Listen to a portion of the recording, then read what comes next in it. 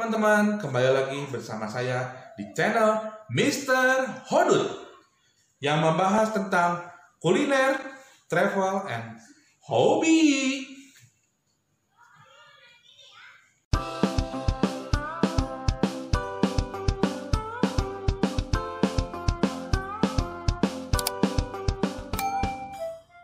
Teman-teman, kembali lagi di channel Mr. Hodut. Mr. Hodut masih di Jawa Tengah nih, di Semarang teman-teman. Mr. Hodut mau cari lagi tempat wisata di malam hari teman-teman. Nah, Mr. Hodut mau menuju yang namanya Kota Lama Semarang teman-teman. Ada apa di sana? Ikuti Mr. Hodut, kuy. Halo teman-teman, kembali lagi di channel Mr. Hodut. Nah, di video kali ini Mr. Hodut lagi di kota tuanya Semarang teman-teman. Jadi kota yang mungkin dari zaman dulu adalah pemerintahan Semarang di sini mungkin ya. Nanti Mr. bakal bakal kasih jasa edukasi tentang kota tuanya teman-teman. Nah, sekarang Mr. lihat ke sana ada apa dulu tuh sepi banget teman-teman di sini. Nah, sekarang udah rame dan bagus-bagus teman. Yuk kita lihat teman-teman. Nah, jadi di kota lama ini pemandangannya sudah berubah total teman-teman. Tadinya sih waktu Mr. Hodut berapa tahun yang lalu ya, sekitar 4-5 tahun yang lalu, pas Mr. Hodut kesini, jalannya tuh masih gelap sekali dan sepi sekali teman-teman. Tidak ada kehidupan atau keramaian manusia seperti sekarang ini teman-teman. Jadi kalau menurut Mr. Hodut, tempat ini tuh udah berubah total sekali teman-teman. Dan banyak sekali lampu-lampu tuh, teman-teman bisa lihat kan, lampu-lampunya menghiasi kota lama Semarang ini teman-teman. Dan lampu-lampunya pun berbentuk klasik ya teman-teman, jadi menambah rasa klasiknya atau rasa kota lamanya di sini teman-teman. Nah, di kota lama ini ada beberapa tempat yang nilai sejarahnya sangat tinggi teman-teman. Salah satunya itu adalah Gereja Belenduk teman-teman. Nah teman-teman, Gereja Belenduk itu ada di depan Mr. Hodut teman-teman, yang berwarna putih ini teman-teman, Gereja Belenduk itu. Nah teman-teman, Gereja Belenduk juga dikenal dengan namanya GPIB Immanuel Semarang teman-teman. Nah ini nama aslinya sebenarnya Gereja Belenduk teman-teman, tapi yang lebih terkenal di sini namanya Gereja Belenduk teman-teman. Nah, Gereja Belenduk ini juga merupakan salah satu ikonnya kota Semarang teman-teman, karena ya paling menonjol di kota lama ini ya Gereja Belenduk teman-teman. Nah teman-teman, asal muasal nama Gereja Belenduk ini berasal dari bentuk kubahnya teman-teman, yang mengembang itu teman-teman. Dan dalam bahasa Jawa, mengembang itu namanya belenduk teman-teman. Jadi makanya orang-orang di sini sering menyebut gereja ini aja Gereja Belenduk teman-teman. Nah teman-teman, mula-mula Gereja Belenduk ini dibangun pada tahun 1753 teman-teman. Jadi pertamanya itu hanya berbentuk rumah panggung Jawa loh teman-teman. Nah teman-teman, 7 tahun kemudian ada lagi perombakan teman-teman. Jadi dalam rumah panggung ini dirombak lagi teman-teman bentuknya pada tahun 1787 teman-teman. Tapi hanya perombakan renovasi teman-teman. Nah teman-teman, pada tahun 1894 barulah ada perombakan yang besar-besaran teman-teman, alias dibangun kembalilah si Gereja Belenduk ini teman-teman. Nah teman-teman, pada tahun 1894 ini yang merenovasinya ada 2 orang teman-teman. Yang pertama itu bernama W. Wesmas teman-teman, dan yang kedua itu bernama HPA De Wilde teman-teman. Nah mereka merubah bangunan ini teman-teman, dan lalu menambahkan kedua menara kembar teman-teman di depan gedung gereja ini teman-teman. Nah teman-teman, dan sekarang Gereja Belenduk ini menjadi bangunan cagar budaya. Artinya bentuk aslinya Gereja Belenduk ini tidak boleh diubah-ubah teman-teman. Dan kita sebagai wisatawan boleh masuk loh ke Gereja Belenduk ini teman-teman dengan membayar retribusinya teman-teman.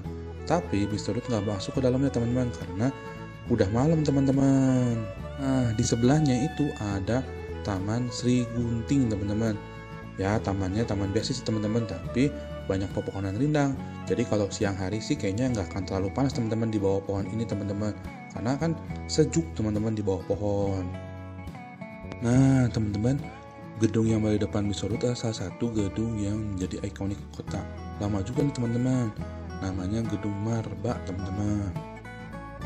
Nah teman-teman, gedung ini selalu menarik perhatian para pengunjung ya teman-teman kalau kesini teman-teman. Dan gedung ini memiliki ciri khas dengan dindingnya berwarna merah tua. Nah, gedung Marba ini mengadopsi arsitektur neoklasik ya teman-teman ya. Nah, teman-teman, gedung Marba ini dibangun oleh seseorang yang dari Yaman, teman-teman, yang bernama Marta Barghouti, teman-teman. Dia adalah orang kaya dari Yaman pada zaman dahulu, teman-teman. Nah, jadi sebutan Marba itu diambil dari perpaduan namanya, teman-teman. Marta Barghouti, jadi diambil dari bagian depannya Mar dan Ba, teman-teman. Karena yang untuk mengenang jasa si Marba Barghouti ini, teman-teman. Nah, gedung Marba ini, teman-teman, pada zaman dahulu adalah sebuah kantor pelayaran ekspedisi muatan kapal laut, teman-teman, atau yang biasa disebut dengan PMKL, teman-teman. Nah, selain itu juga gedung tersebut pernah berubah fungsinya, teman-teman, menjadi sebuah toko modern yang bernama The Jaiko, teman-teman. Wah, menarik juga ya sejarah gedung Marba ini, teman-teman.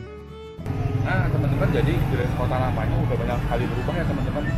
Udah banyak sekali penerangan lampu dengan gedung-gedung yang dipakai buat makan, macam-macam lah, teman-teman. Ada gedung gereja, dulu banyak sekali pakai lampu, jadi bentuknya bikin bagus ya, teman-teman. Nah, baru mau menuju yang paling sebelah kanannya ada apa lagi, teman-teman? Itu baru, teman-teman. Nah, teman-teman, sedikit sejarah nih tentang Kota Lama Semarang, teman-teman. Jadi, teman-teman, Kota Lama Semarang ini terbentuk dari kesepakatan antara Kerajaan Mataram dengan pihak FOC, teman-teman, di mana Kerajaan Mataram harus menyerahkan Semarang sebagai pembayaran dalam bantuan VOC dalam menghadapi pemberontakan Trunojoyo, teman-teman. Nah, jadi kesepakatan itu terjadi pada tanggal 15 Januari tahun 1678 silam ya, teman-teman. Sejak itulah mulailah dibangunlah beberapa bangunan dari Kota Lama ini, teman-teman. Nah, mulailah dibangun beberapa bangunan, mulai dari gedung pemerintahan, rumah-rumahan, rumah warga, teman-teman, kanal, serta benteng yang bernama Vicohek, teman-teman. Pada abad ke-19 hingga 20, Kota Lama Semarang ini menjadi pusat perdagangan, teman-teman. Kota Lama Semarang dulu sering disebut yang namanya Outstand, teman-teman. Nah, di sekitar kawasan Kota Lama Semarang ini terdapat jalan-jalan yang saat ini berfungsi untuk mempercepat jalur perhubungan, teman-teman, antara ketiga pintu gerbang, teman-teman. Nah, jalan utama Kota Lama Semarang ini dulunya bernama Herenspret, teman-teman, yang saat ini berubah menjadi Lejen Suparto, teman-teman.